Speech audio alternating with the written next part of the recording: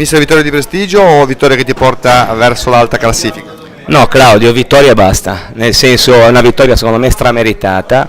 Noi in tutte le partite che abbiamo fatto fino ad oggi abbiamo regalato dei punti, a Ventimiglia per questioni secondo me fisiche, domenica scorsa veramente incredibili, oggi onestamente ci siamo preso 3 punti secondo me meritati, dopo un primo tempo giocato comunque secondo me bene, ma molto passivi e molto in fase non possesso. Secondo me il secondo tempo abbiamo fatto una prestazione di grande spessore, ragazzi, ha strameritato la vittoria. A differenza di altre volte avete vinto in rimonta e non perso in rimonta. Sì, è la prima volta, no, perso, scusa, io non ho mai perso in rimonta, comunque, a prescindere da questo, è la prima volta che andavamo sotto, diciamo, della mia gestione, e infatti volevo vedere anche la reazione, e la reazione è stata veramente una reazione positiva. Nell'intervallo ci siamo guardati in faccia e ci siamo detti: ragazzi, così non si può andare avanti, siamo passivi, questa partita dobbiamo andarcela a prendere solo noi, perché nessuno ce la dà, bisogna andarli a prendere alti, giocare noi, quando noi giochiamo abbiamo qualità.